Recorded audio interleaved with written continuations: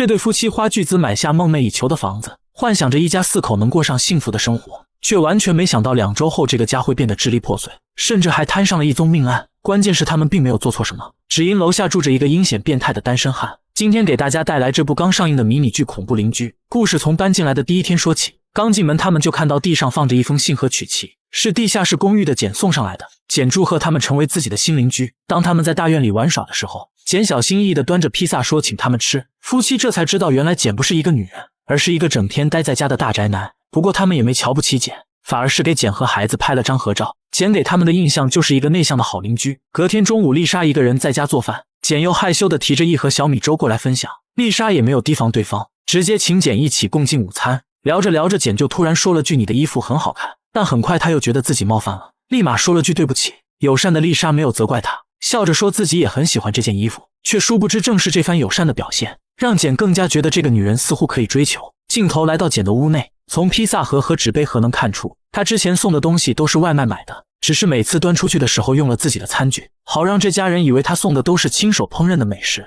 给人一种十分真诚的感觉。晚上丽莎洗澡的时候，水流顺着下水管流到地下管道，仅仅是水流声就能让简如痴如醉。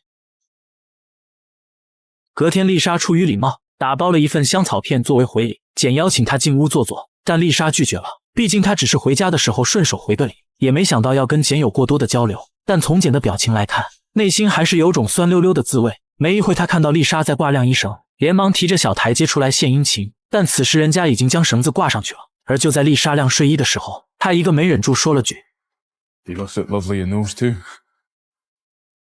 这话吓到了丽莎，一时间也不知道怎么回应她，简只好灰溜溜地提着台阶回了屋。丽莎将这件事告诉老马，但是不太确定自己刚刚是不是听错了。至此夫妻俩开始觉得这个邻居有些奇怪，但也没太放在心上，只要下不为例就不计较了。不过出于本能的保护，丽莎路过简的窗户时还是有了些提防，她不敢往地下看，只是一味的快速走回家。但关上门，她又感觉自己多虑了，自言自语的提醒自己别想太多，却殊不知傍晚接孩子放学回来，就收到了简的表白信和玫瑰花。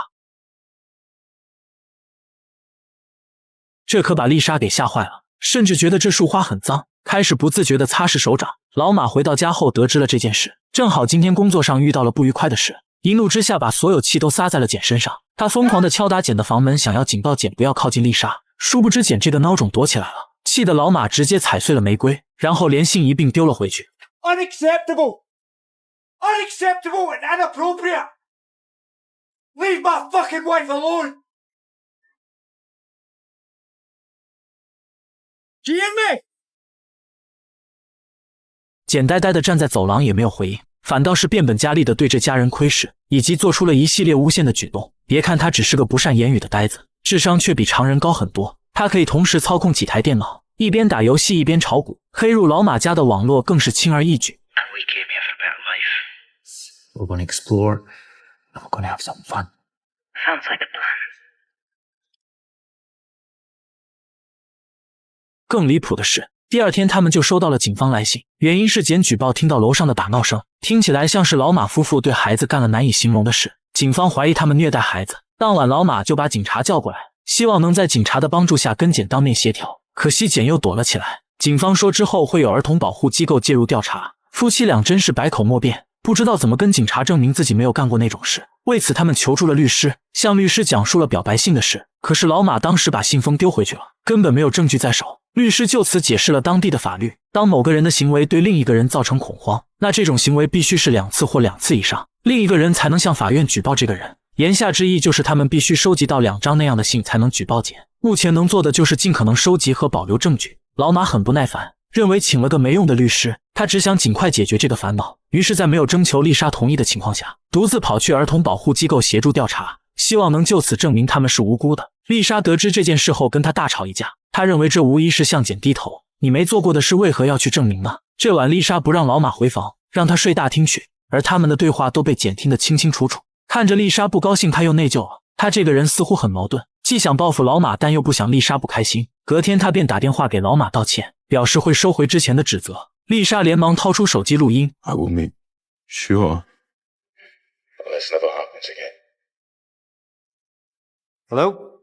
可是只录到了这句话，保证什么事不再发生吗？不清不楚的好像也不能作为证据。着急的老马连忙冲下楼，举着手机拍摄，希望能当面录下简的承诺。然而简还是一如既往地躲了起来，而且还是躲到一家洗衣店内。老马回到家，丽莎告诉他收到了律师来信，看了信里的内容后，夫妻俩都以为是律师函起了作用，简才会打电话回来道歉，以为这场闹剧会到此为止，却万万没想到事情只会愈演愈烈，甚至会摊上一条人命。事后丽莎安心到新岗位上工作，老马也因为工作上有好转而感到开心。当他神清气爽地下班回家时，恰好看到简的房门没有关，好奇的他走了下去。 Hello? 一个修理工走了出来，老马问住在这的简去哪了。修理工说我不认识简，这个公寓是洗衣店老板的。老马问那简的人去哪了，修理工说我只是过来换散热器的，没有看到其他人在这。老马高兴坏了，他以为简搬出了地下公寓，当即开了一支香槟跟妻子庆祝。然而他们都猜错了，简根本没离开公寓，他对老马一家的窃听风云也没有中断。这晚有客人到家里做客，夫妻俩跟朋友聊起了最近的遭遇，他们形容简是个令人毛骨悚然的变态怪胎，这话又一次激起了简的报复心理。隔天一大早，孩子们就冲进房间吵着要求发工资，因为这天是父母固定给零花钱的日子。情商简单智商超群的简立马联想到，这对夫妻是给钱孩子，让孩子心甘情愿配合干些不好的事，使得他更加怜悯楼上的2个小孩。孩子们玩游戏的打闹尖叫声，让他误以为孩子在遭受某种虐待。儿子不小心把单车摔下楼，丽莎只不过是用亲吻的方式安抚儿子的情绪，而简对此却浮想联翩，在楼下急得直跳脚。听闻孩子们出门的脚步声，他连忙冲出去拦着小孩。丽莎问他到底想干什么，简大声地对路人说这个女人虐待孩子。话音刚落，接到举报的警察便赶了过来。She was making them take the clothes off and do things. Oh my god! And they were screaming, they were going, ow, ow, ow, and ow, ow, ow, and they were asking her to stop. 简还告诉警察，他们付孩子每人10磅工资，让孩子们干那种事。就这样，警察将丽莎带回了警局审问。而在外地出差的老马还在跟女老板谈生意，所以多次拒绝了丽莎的电话。合作谈得十分顺利，结束时女老板让老马等1小时，到时候在305号房见面。老马笑眯眯的也没拒绝对方，却在女老板离开后接到了丽莎的电话。家里又出事了，老马不得不连夜赶回家里。可夫妻俩还没聊2句，丽莎就闻到老马一身酒气，一把将他推得远远的。原来是为了喝酒才不接我电话，这让老马更加恼火了，恨不得立即撕了简。他跑到楼下疯狂踹门找简算账。简又把警察叫了过来，老马向警察解释是简捏造事实，警察也不想听他解释，只是提醒他情况已经很紧张了，不要因为情绪把事情搞得更复杂。实在没办法，老马只好咽下这口气。他在沙发上睡了整整1晚，醒来时已是大中午，完全没预料到接下来发生的事到底有多严重。丽莎打来电话提醒他，昨晚你睡得太沉了，我帮你接了一条留言，你看了留言再说吧。老马立即打开留言信箱。Up there and thinking maybe you forgot my room number, in which case it's very good. 这下好了，不但没有把简的事处理好，反倒是家快要散了。老马再次找到律师咨询，可律师说最好的办法是什么都不做。 My advice. What? To do nothing? You're fired. 老马又找到地下公寓的业主，希望业主能把简赶出去。可简是业主的干儿子，自然是不会答应这个要求。哪怕老马说要出高价买下地下公寓，业主也没有答应。晚上老马回到家附近，亲眼看着丽莎带着2孩子离开家，紧接着便是简走出来倒垃圾。老马真是气得实在没有办法，他想到了自己的父亲，便打电话给母亲说找父亲有点事。其实老马早些年就跟父亲决裂了，他会在这个节骨眼上想到父亲，只因为他的父亲是个为了护崽什么事都能干得出来的人。10几年前老马的姐姐被人陷害致死，当时父亲就想拿枪崩了加害姐姐的人，只是在老马的极力阻止下才没有动手而已。父亲还非常喜欢玩枪，就连小孙子过来也要教他怎么用猎枪，所以这么多年来老马都不想回老家，因为他觉得父亲这个人只会用暴力解决问题。但话说回来，他又何曾不是呢？一遇到问题就急跳脚，要是简没有躲起来，估计会被他打成猪头。现在想找父亲，无非是想借父亲之手处理掉简罢了。他一天内打了无数个电话回家，但接电话的都是母亲。母亲应该是意识到孩子遇到事情了，担心丈夫会干出些不计后果的事，所以也没敢让丈夫接电话。不过她还是派了老马的哥哥来了解情况。这天老马接到丽莎的电话，丽莎想让他把孩子的玩具送过去。这番对话被简偷听到了，他这才意识到丽莎离家出走了。要知道他本来就有点喜欢丽莎，现在看不到人了，心里总感觉空落落的。再加上如果这对夫妻真的不是好人的话，又怎么会在孩子上花心思呢？他开始内疚自己是不是误解了这对夫妇，于是打给老马说要撤销控诉。简说我不确定当时发生了什么，可能真的是我误解了吧。可话说到一半，老马的手机没电关机了，好不容易简肯撤销控诉，这可把他给急坏了，连忙冲下楼找简，强压着愤怒跟简解释是手机没电了。 Fight your wife. The kids aren't here because of me. Of course it's because of you. Why are you making this stuff up about us? Sorry. Are you saying everything I've accused you of is a lie? Yes! Unequivocally, yes. We have never done anything inappropriate to our children, ever. 简问如果我写信撤销控诉，丽莎会不会回来？老马说不确定，你只需要跟警方解释清楚并撤销控诉，直至简点头答应，老马才肯折返回家。然而就在他给手机充电时，猛然发现电脑摄像头亮了，他这才意识到简一直在监视自己。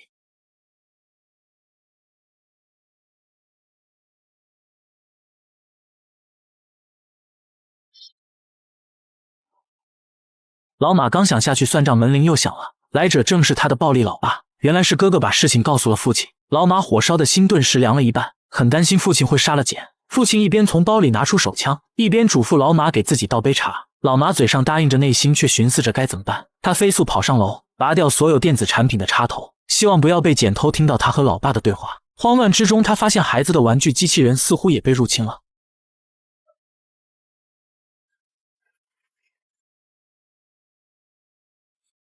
之后父亲详细问了老马整个事发过程，他发觉简这个人不守诚信，之前保证过说不会再干这种事，结果呢一受刺激又污蔑他们。老马解释到他刚刚答应了会撤销控诉，要不我们就给他1晚时间。父亲没说什么，只是默默走上楼住了下来。为了不让事情闹大，老马连发了几条信息催促简把撤销信写好，而简这边压根没察觉父亲的到来，因为他正忙着删除之前的窃听记录，生怕老马反过来举报自己。隔天一大早，父亲就给手枪上好子弹，还时不时地问老马收到撤销信没有。时间很快来到中午，简终于把信封的副本投进老马家中，而让所有人都出乎意料的是，这压根不是一封撤销信，简又一次出尔反尔了。他向警方举报老马威胁他撤销控诉，还将丽莎描述成是受害者，将一切罪名都扣到了老马头上。父亲看了这封信后，将手枪轻轻往前推了一下，他说：“你来做，我来承担责任。为了你和你的姐姐，我可以坐牢。”老马憋着嘴不知道说什么好。父亲说：“为了保护这个家，难道你什么都不做吗？”老马被吓得呼吸困难，一动不动。见状，父亲也不再勉强他，拿着手枪便走出了房子。他伪装成一个痴呆老人向简求助。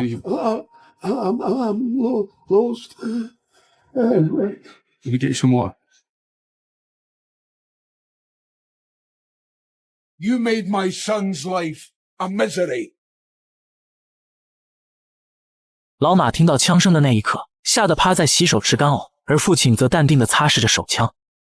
很快，警方逮捕了父亲。事件调查清楚后，警方撤销了对夫妻俩的控诉，而父亲则被判刑了18年。但事情到此还没有结束。之后的日子，老马整天郁郁寡欢，对妻子说的话不理不睬，也提不起精神陪孩子。他多次申请想见父亲，却都被父亲拒绝了。直至这天，父亲终于同意见一面。他问父亲为何不想见自己，父亲说：“你还要照顾老婆和孩子，生活还得继续，而我在这过得很好。”老马说：“为什么你愿意这么做？难道是因为小时候我阻止了你自杀吗？所以你才想补偿我和姐姐吗？”这是老马的心结。他痛恨的父亲居然会为自己干这种事。父亲让他不要想太多，你和姐姐都是我的骄傲。此时画面又倒回去案发当天，父亲提着枪走下地下公寓，但开枪的并不是他。